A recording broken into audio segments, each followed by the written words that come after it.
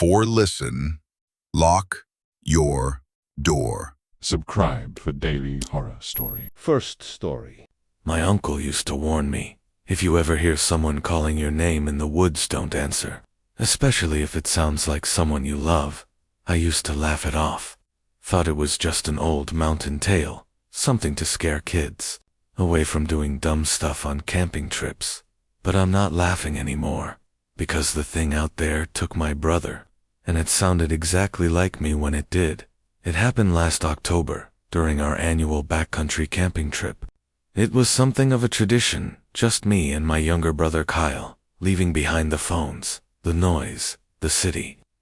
We'd done the same route through the Smokies 3 years straight, but this time, we wanted more isolation, deeper trails, wilder forest, the kind where you forget you're even on Earth. Kyle found this post online, a barely trafficked stretch of the Appalachian Trail, way up north near a long-abandoned ranger station. Most trail maps didn't even mark it anymore. That should have been our first red flag. But we were excited by the remoteness. We wanted quiet. We wanted real wilderness. We parked off a gated fire road and hiked in 7 miles, ascending switchbacks under a ceiling of thick gray mist. The deeper we got, the more the forest seemed to close in. It wasn't just dense, it felt heavy, like the trees were holding their breath. Kyle, usually a constant stream of dumb jokes and bad impressions, grew quieter with every mile. At one point, he stopped walking and just stared into the trees. "You hear that?" he asked. I paused. "Nothing but wind." "Never mind," he said, and kept walking. By sundown, we'd found a clearing near a narrow stream. We set up camp. The ranger station, if you could still call it that, sat 50 yards away. It looked more like a moss-covered mausoleum. Cracked stone walls, roof half collapsed, ivy pouring through shattered window frames. A black rectangle of a doorway gaped open, leading into shadow.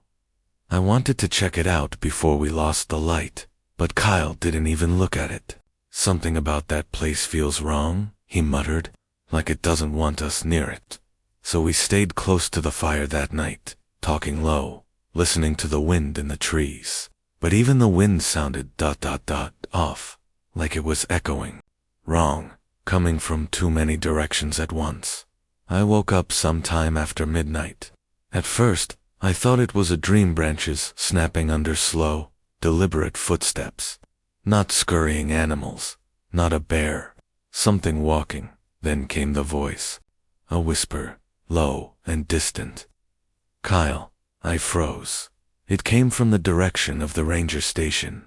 My first thought was that someone else was out here, but that didn't make sense. We were hours from the nearest town, and the voice there was something wrong with it, like someone trying too hard to sound calm, like they were mimicking a voice from memory. I sat up, reached for my flashlight just in time to see Kyle unzip the tent. "Kyle, wait." But he was already outside, barefoot, walking like he was in a trance. Then the voice came again, louder, closer. "Kyle, help me." I scrambled after him, light swinging wild through the trees. But Kyle moved fast. Too fast. The forest felt thicker than before, like the trees had shifted when I wasn't looking. I kept shouting his name, but the only thing that answered was the wind, and that voice. It followed me, always just far enough ahead that I couldn't reach it. After what felt like an hour, I realized I was moving in circles. Every path twisted back toward the clearing. I stumbled into camp again, soaked in sweat, heart jackhammering. My flashlight flickered once, then died. I waited until dawn, then made my way to the shack. The door was slightly open. Inside, it smelled of wet stone and old wood. The floor had collapsed in the center, revealing a perfectly round pit in the ground, like a dried-up well, but deeper than it should have been. I leaned over the edge and saw nothing, just blackness. Then I saw the walls. Dozens of names had been scratched into the stone-deep, angry lines, gouged in with something sharp. Some looked ancient, others looked recent, and right at eye level, carved fresh into the moss-dark wall, was Kyle's name. I ran. I don't even remember grabbing our gear. I just ran. I didn't stop until I saw our car again. The search lasted weeks. Helicopters, dogs, drones, volunteers. Not a single track, not a single shred of fabric. No sign that he'd ever stepped foot in that forest. It was like the woods had decided he didn't exist anymore. 2 weeks later, I was back in my apartment 3rd floor. Deadbolt locked one. I woke up at exactly 2:46 a.m. to the sound of footsteps on the balcony. I froze. There shouldn't have been a balcony. I live on the 3rd floor. There's nothing out there but air. Then I heard it soft and pleading. Help me. It was Kyle's voice, but hollow, stretched, as if it had been run through some long, distant tunnel, like it was echoing up from the bottom of that well. I didn't open the curtains. I couldn't. Since then, it comes back sometimes. Not every night, just some. Always between 2:45 and 2:50 a.m. A whisper, a scrape, a low knock. It never tries to break in. Not yet. But it always knows my name. And sometimes, it uses other voices now. People I haven't heard from in years.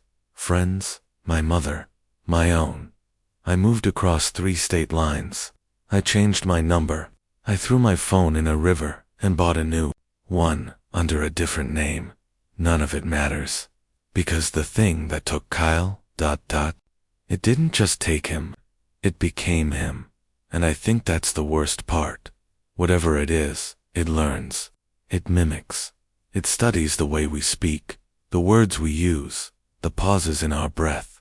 And when it's ready, it calls to the next person. So, if you're ever hiking deep in the Appalachian backwoods and you hear your name whispered from the trees, stop. Don't answer. Don't look. And above all, don't follow. Warning, next time you hear a familiar voice in the woods, don't respond. Because whatever's calling might already be wearing someone else's skin, and it knows your name. Second story. My uncle once told me, if you ever hear your name whispered in the woods, don't answer, especially if you're alone. I used to laugh at that. It sounded like something he said just to keep kids out of trouble. But that warning, it hit different once it happened to me. It was early spring, just after the snowmelt had turned the mountain streams into cold, sluggish ribbons of water. I had planned a 5-day solo hike through an untouched forest tracked right along the Tennessee-Carolina border. Not many maps covered it in detail. No campsites. No cell reception. Just deep Appalachian quiet, vast and empty. I wasn't new to this. I'd been doing solo treks since college always, looking for that silence you can't find anywhere else. I liked the challenge, the isolation, that feeling of being completely alone. Or, at least, I used to like it. The first day on the trail was perfect. The air smelled like wet bark and moss. Every step landed soft on a bed of pine needles. I didn't see a single soul nod, even a bird watcher or a lost couple. By sundown, I set up camp in a narrow hollow near a creek, so slow it barely made a sound. The trees there leaned in like they were sharing secrets, their limbs hanging low from winter weight. It was beautiful and wrong. At first, I couldn't place it. Just a feeling in my chest. You know that sensation when everything's too quiet? That was it. No birds, no insects, not even frogs. The only sound came from the occasional crack of a branch somewhere in the distance, but always far off, like something was circling, just beyond reach. I convinced myself it was nothing. Nerves, or maybe the altitude messing with my head.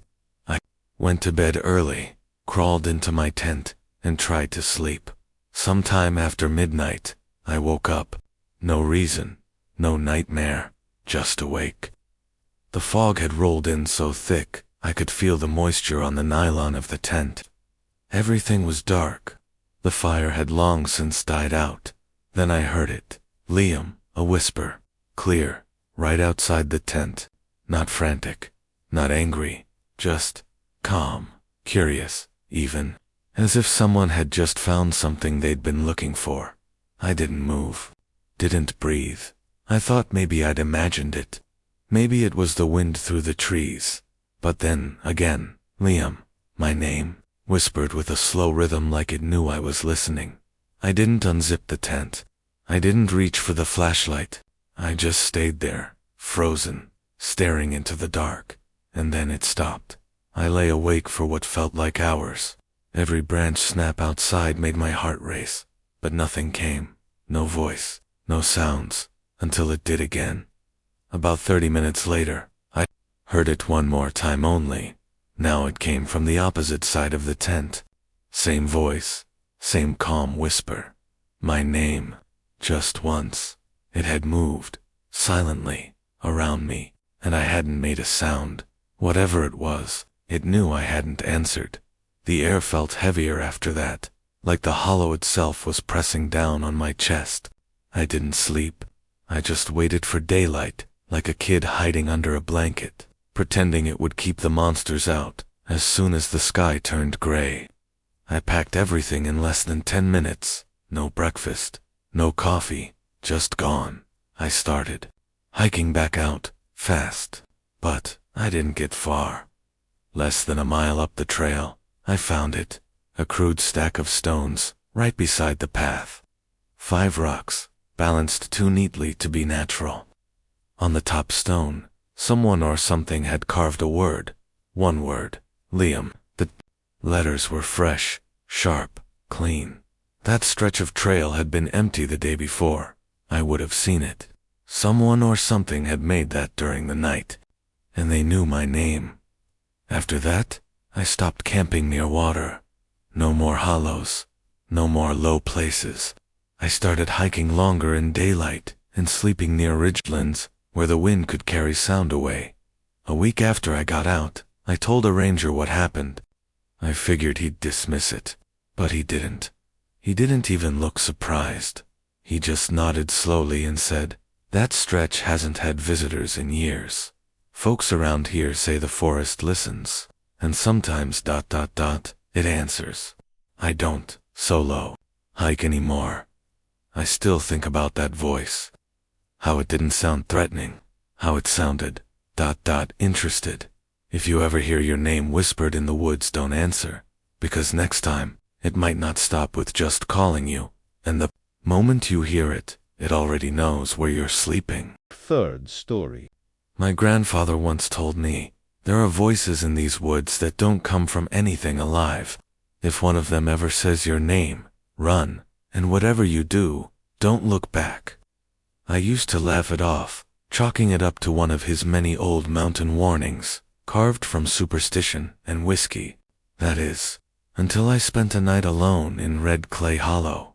I'd been hiking deep in Appalachia for a story. I'm a writer for an outdoor survival blog, focused on lost places, forgotten trails, land that still feels wild. Red Clay Hollow had become something of a local ghost. No maps listed it, no park boundaries claimed it. The only mentions I could find were scraps on decade-old forums, whispers about strange carvings and bark too smooth to be knife work, voices that called out in the dark, and a man who swore he heard a little girl begging for help, but the voice kept moving. Deeper into the trees, always just ahead. I had to see it for myself. I reached the hollow just before sunset. There were no trail markers, just a worn depression in the earth that dropped steeply into a basin of shadow and tangled undergrowth. It felt cut off from the world. No distant road noise, no bird song, no breeze. Just a heavy, unnatural stillness. I found a mossy patch by an old dry creek bed and set up my bivy sack. As dusk bled into full night, I noticed something I couldn't explain. My voice wouldn't echo. Every word I spoke felt dampened, like the air itself swallowed it. Even when I muttered to myself, the sound seemed to vanish inches from my mouth. I struck up a small fire, just enough to push back the dark, and tried to shake the unease. That's when I heard it. Not a word. Not at first. Just a soft breath, close behind me, too close. I spun around, flashlight raised, but the forest lay silent and still. Shadows flickered, branches swayed, but nothing moved beyond the reach of the beam. I told myself it was just the wind. Then came the voice. Evan.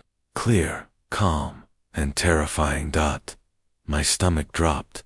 No one knew I was out here. I hadn't posted my route online, hadn't told friends or family. I'd gone off-grid on purpose, but the voice, it sounded like my mother. She's been dead for 6 years. I froze, heart hammering so hard it hurt. The voice came again, softer now, floating from somewhere deeper in the trees. Evan, come here. The way she used to call me in for dinner when I was little. The exact rhythm, the exact warmth. That familiarity somehow made it worse. I didn't answer, didn't move. I just sat there, eyes locked on the tree line, gripping my knife with white-knuckled hands.